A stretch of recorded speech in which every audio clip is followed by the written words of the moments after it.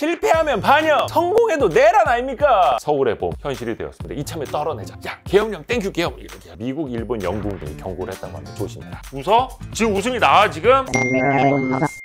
오늘은 웃음기 없이 할 수 있을까? 웃어야지. 즐겁게 해야지. 야식잡설은 그런 재미로 보는 거니까. 그래도 다행입니다. 살아서 만나서 어디 잡혀가지 않고 구금되지 않고 체포되지 않고. 우리도 이제 작지만 언론사인데 잘못하면은 이 언론사 뒤에 다 군인들 와 있을 수도 있었던 거예요. 그래서 제가 이제 방송하겠습니다 라고 하면 이제 야 대본 가져와봐, 당신 이 문장은 얘기하지 말고 짜져 있어, 이렇게 또 할 수도 있는 거였습니다. 그래서 저도 어젯밤에 되게 많이 걱정을 했는데, 일단 한마디로 요약을 하자면 실패하면 반영, 성공해도 내란 아닙니까? 이겁니다. 그래서 이거는 성공을 했었어도 뭐 성공 실패 그 개념은 좀 애매하긴 합니다만, 그래서 어이 깜짝이야. 어젯밤에는 제가 좀 많이 피곤해가지고 일찍 퇴근을 했었습니다. 여기서 제가 일찍 퇴근을 했다라는 건 밤 10시 전에 퇴근을 했다라는 의미인데, 집에 일찍 들어가서 진짜 오늘 좀 일찍 자야겠다, 내가 11시 되기 전에 자야겠다 라고 했는데 웬걸 막 뉴스가 뜨는 거예요. 막 공유가 되고 있고 난리가 났어. 그래서 야, 이거 또 누가 가짜뉴스 유포하는구나. 합성해가지고 뭐 YTN 속보, 뭐 계엄령, 이것도 가짜뉴스 이런 거 만들면 안 되는데, 보니까 실시간 뉴스를 틀어봤어. 그러니까 지금 앵커들이 굉장히 당황한 표정으로 생전 내가 이런 뉴스를 전해야 되나? 라는 표정으로 이거 진짠가 본데? 라고 하면서 사태의 심각성을 조금씩 느꼈는데 진짜더라고요. 그래서 야, 이게 우리가 뭐 지금 70년대도 아니고 80년대도 아니고 이런 일을 우리가 맞닥뜨리는구나. 2024년에 서울의 봄 현실이 되었습니다. 해서 일지도 이렇게 기록이 되어 있습니다만 2024년 12월 3일부터 12월 4일 아침까지 정말 대한민국 현대사에 길이 남을 짧은 시간이었습니다만 급박했던 시간이었습니다. 그 계엄령 선포부터 국회에서 이제 해제 의결까지 153분이 걸렸었다고요. 153분. 153분 정말로 긴박했죠. 그래서 국회의원분들이 국회로 들어가지 못하는 상황도 연출이 됐었고, 그래도 다행히 시민분들이 도와주셔서 국회의원들이 그 계엄 해제 의결할 수가 있었는데, 이분이 민주당 대변인이라고 하는데 총뿌리를 이분한테 순간적으로 겨누게 됐던 급박한 상황도 있었습니다. 그래서 뭐 총을 이렇게 막 잡아채시고 큰일 날 뻔했습니다. 아마 국회에 진입한 그 특전사 군인들에겐 당연히 실탄이 있었을 겁니다. 물론 이제 안전장치를 해놓았겠습니다만 정말 위험한 순간이었고, 그 우리 시민분들이 그래도 국회에서 계엄 해제 의결을 할 수 있도록 도와주셨기 때문에 그래도 최악으로는 치닫지 않았겠다. 특히 이렇게 그 군인들이 탄 뭐 버스 앞을 시민들이 가로막는, 어떤 분들은 군 차량 앞에 아예 막 올라가시기도 하고 그 밑에 이렇게 자리를 하시기도 하고, 그래서 우리 시민분들이 지켜주셨다. 이거 언제적 겁니까? 5.18 광주 민주화 운동 때. 그래서 다행히 190명의 의원분들이 밤에 국회에 긴급하게 들어가서 바로 이제 의결을 해서 190명 전원 찬성으로 해서 계엄이 해제가 됐는데요. 저는 이번 뉴스 보면서 그 생각이 들었어요. 국회가 서울에 있어서 참 다행이구나. 예를 들어서 지방에 계신 의원님들은 바로 올라올 수가 없었잖아요. 그리고 또 나중에 이게 통제가 될 수도 있는 거고, 경찰이 장벽을 먼저 세웠고 나중에 군인이 진입을 해서 정당 활동을 못하게 할 수도 있었던 거거든요. 실제로 그래서 뭐 여야 대표라든지 국회의장을 체포하려고 했었다, 이런 관측들도 나오는 거고, 실제로 그 국회 세종시 세종의사당을 설립하는 것도 추진이 되고 있습니다. 아직 어디까지 갔는지는 모르겠습니다만, 그래서 이거를 전체로 옮겨가야 된다, 아니면 분원만 둬야 된다, 이런 논쟁도 계속 현재 진행형인데, 만약에 국회가 세종시에 있었어, 그러면 평상시에는 지역에 있는 의원님들이 모이기에는 그 중앙에 있으니까 가장 좋겠습니다만, 이런 급박한 상황에서는 대부분이 수도권에 계시는데 과연 세종시에 급박하게 이렇게 모일 수 있었을까? 라는 생각도 또 하게 됩니다. 금융시장이 굉장히 많이 흔들렸지 않습니까? 그럴 때 요즘에 많이 보는 게 뭐 증권시장보다는 코인시장 너무 많이 보더라고요. 비트코인 시장이 요거는 이제 달러 기준으로 뭐 요즘에 한 94,000달러대 후반에서 93,000달러대 후반까지 급격히 조정을 받았습니다. 우리 시간으로 11시를 전후해서. 그런데 요거는 이제 달러 기준이고, 우리는 뭐다? 코인도 국장.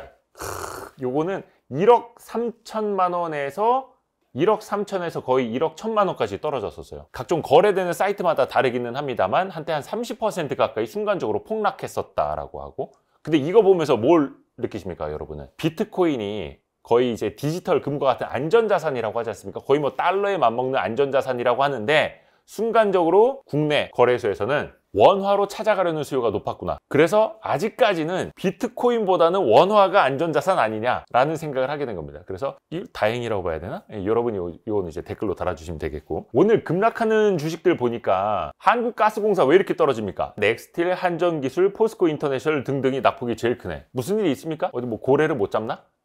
대왕고래 프로젝트, 동해가스전을 탐사하고 개발을 해야 되는데 얼마 전에 국회에서 동해가스전 그 시주 개발 비용 그 예산을 많이 깎았었죠. 그때부터 좀 급락세가 많이 시작이 됐었는데 오늘 임팩트가 크네. 이거 누가 추진했습니까? 윤석열 대통령이 추진을 했는데 예산도 깎이고 만약에 탄핵을 당하면 야 저거 대왕고래 제대로 못 잡는 거 아니야? 라고 하면서 오늘 급락. 자 그런데 상승하는 종목들은 뭐 약간 그 정치 테마주들, 탄핵 이후에 누가 그 다음 대권을 잡을 것인가 그래서 정치 테마주들이 좀 많이 오르기는 한데 저희가 12월 4일 그 장중에 찍고 있습니다만 삼성전자도 양봉으로 전환했습니다. 하이닉스도 그렇고 카카오 같은 경우에도 거의 뭐 장대 양봉이 됐네. 뭐야 카카오가 뭔 일이 있었어? 이렇게 코스닥 내에서도 양봉으로 전환한 그런 기업들이 좀 꽤 많이 나타나고 있습니다. 그러니까 개장 초에 누군가는 두려워서 던지고 있을 때 누군가는 또 줍줍하는 사람도 나타나는 거고 그런데 줍줍할 땐 어떻게 해야 됩니까? 펀더멘털을 봐야 되잖아요. 예를 들어서 테마주로 급등락하던 것들이 10몇 %, 20% 빠지니까 이거 줍줍해야겠다라고 하면은 그건 솔직히 그냥 이거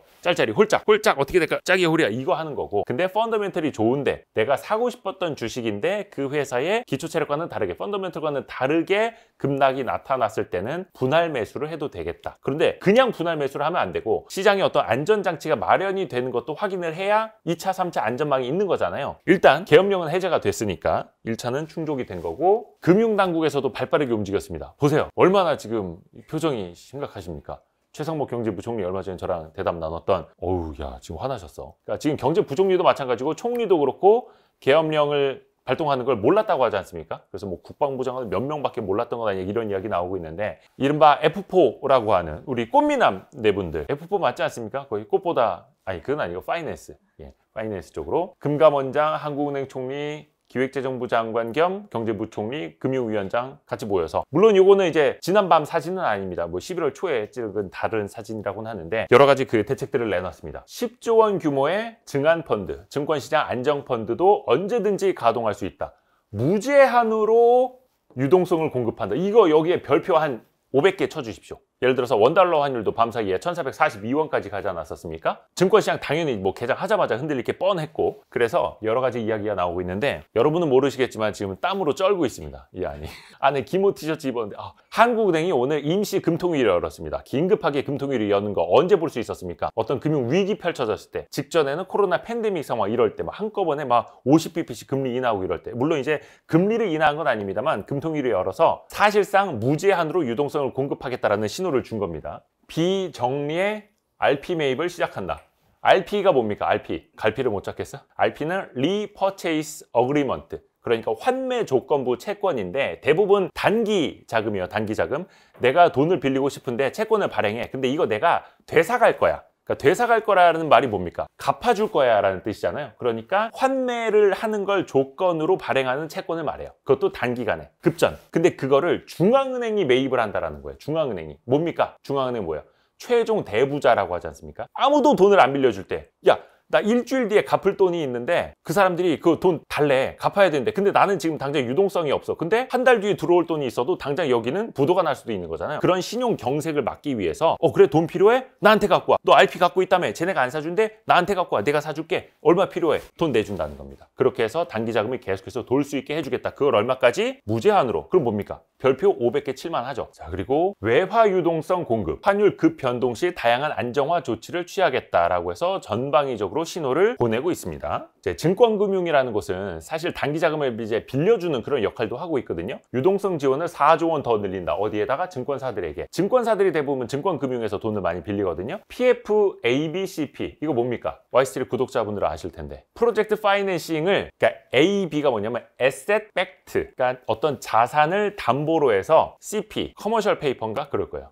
기업어음. ABCP가 Asset Backed Commercial Paper라고 해서 자산 유동화 증권입니다. 근데 그 자산이 뭐다? 프로젝트 파이낸싱. 부동산 쪽으로 묶여 있었던 돈인데 이거를 유동화하지 않습니까? 이거 한 3년 후에나 완공되고 돈이 도는데 그 사이에 돈을 계속해서 굴려야 될 거 아니에요. 그렇게 해서 ABCP를 발행을 하는데 야 우리가 사줄게. 가져와. 4조 원 더 지원해 줄 수 있어. 이런 식으로 해서 자금 경색이 오지 않도록 이거는 중앙은행부터 금융위원회, 금감원 그리고 증권금융 같은 금융기관까지도 탑다운으로 계속해서 움직이고 있다 이런 의미입니다. 근데 여기서 이제 그런 적이 나타날 수도 있겠어.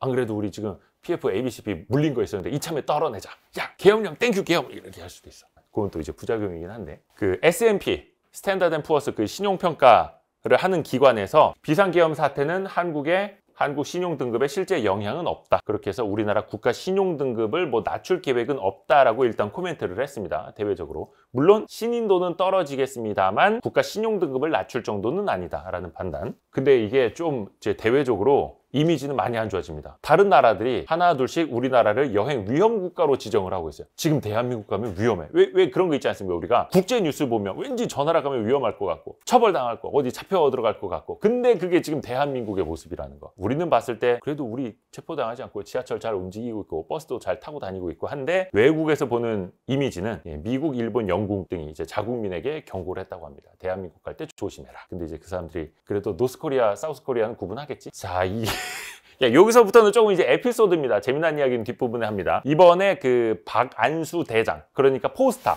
여기 별 4개 있는 분, 이분이 이번에 그 계엄사령관을 맡았는데 이분이 예전에 예능에 나왔더라고요. 근데 이게 지금 회자되는 게 뭐 무한도전에 나왔다라고 저도 처음에 들었는데 찾아보니까 무한도전이 아니라 진짜 사나이라는 예능. 예, 거기에 이제 출연을 하셔서 당시에는 이제 연대장 대령으로서 그 뭐라고 합니까? 말똥3개였는데 지금은 별이 4개야.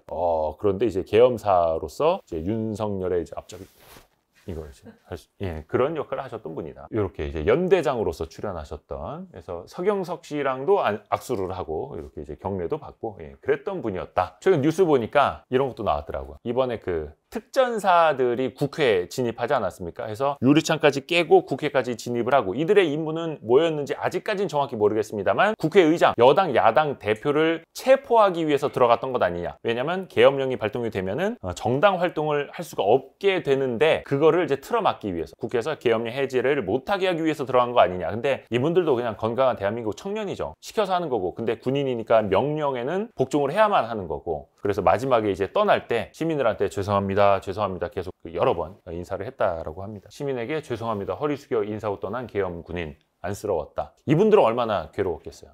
아우 더워. 잠깐만 이거 좀 벗자. 내가 죽겠다. 일단 시장 영향은 오늘도 나타나고 있잖아요. 근데 시장 영향은 당연히 있을 수밖에 없죠. 아무리 계엄령이 해제됐다고 해도 그 다음에 엄청난 불확실성이 남아있잖아요. 또 겪어야 될 수도 있어요. 뭡니까? 대통령 탄핵. 이게 사실 우리 민족이 대단한 게 대통령도 거의 연속해서 탄핵시켜버릴 수 있는 끌어내릴 수 있는 그런 나라가 세계에서 얼마나 되겠습니까? 그쵸? 근데 앞으로의 그 과정이 얼마나 불확실할 거며 정세가 불안정한 상황에서는 시장이든 경제든 기업들의 수출이든 어려울 수밖에 없는 거죠. 그러다 보니까 사실 우리나라 금융시장의 특징이 코스피 코스닥의 특징이 위기 때 반등이 빠르다는 거예요. 그래서 V자 반등을 많이 하거든요.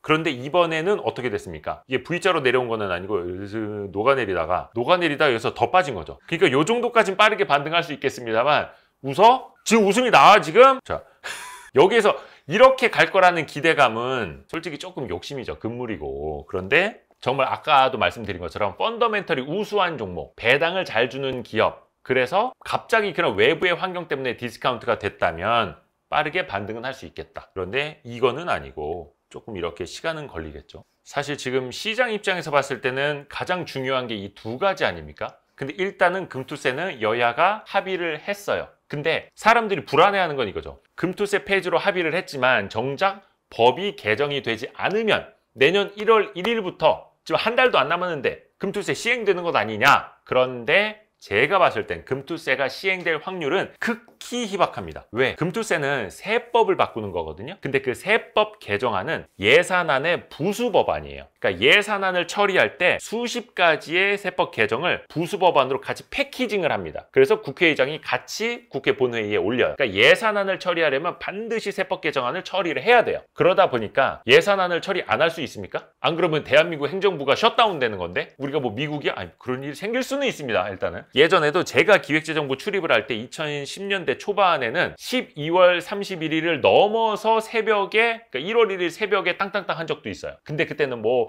회차를 변경을 하고 소급을 하고 막 그러거든요. 그 사이에 기획재정부는 막 예비비 편성하느라 막 난리치고 근데 어찌됐든 간에 예산안이 통과가 되면 세법 개정안도 통과가 되는 겁니다. 해서 금투세도 자연스럽게 같이 예산안과 통과가 될 거다. 금투세가 국회 본회의를 통과 못한다라는 건 대한민국의 예산안이 국회를 못 통과하는 거다라는 사실은 똑같아요. 근데 이제 문제는 상법 개정인데 사실 지금 국회가 상법 개정 먼저 신경 쓰겠습니까? 대통령 탄핵이라든지 정치적인 걸 먼저 신경 쓰겠습니까? 이거는 어쩔 수 없이 우선순위에서는 밀릴 수밖에 없겠다라는 안타까운 생각. 일단 유동성을 무제한으로 공급하겠다라고 했는데 이거는 일단 시장 안정 조치죠. 그런데 무제한으로 유동성이 공급되는 사례는 거의 없습니다. 왜냐? 그 사이에 시장이 진정이 되고 신용경색이 풀려서 돈이 돌기 시작을 하기 때문에 사실상 최종 대부자, 중앙은행까지 달려와갖고 아무도 돈을 안 빌려줍니다. 돈 갚아야 돼. 돈 좀 빌려주세요. 라고 하는 경우는 많지 않다라는 거예요. 그래서 이게 경제는 이렇게 심리라고 하지 않습니까? 그래서 이게 진짜 중요한 거예요. 시그널을 줘서 당장 그 심근경색이 오지 않는다. 심장이 멈추지 않는다라는 신호를 계속 줘서 돈이 스스로 돌게끔 만들어주는 것만으로도 엄청나게 돈을 아낄 수가 있는 거예요. 그래서 어떤 신호가 나오느냐를 봐야 되는 건데 예전에 팬데믹 당시에 2020년 3월 18일로 기억을 하는데 그때도 시장이 바닥을 만들었던 것 글로벌 금융위기 때도 마찬가지고 이 엄청난 유동성 공급을 약속을 했을 때 그때부터 신용경색이 풀리는 겁니다. 그래서 여러분이 보실 때도 앞으로 진바닥인지는 모르겠습니다만 어떤 충격에서는 그래도 벗어날 수 있겠다라고 희망을 품는 그 시점은 이러한 강력한 유동성 공급 신호가 나왔을 때 그래서 중앙은행에서 한꺼번에 막 금리를 막 빅컷을 하면서 우리가 받쳐줄 테야 라고 했을 때 근데 이게 한복판에 있을 때는 아니 무제한으로 유동성 공급한다던데 오늘도 코스피 코스닥 빠지지 않느냐?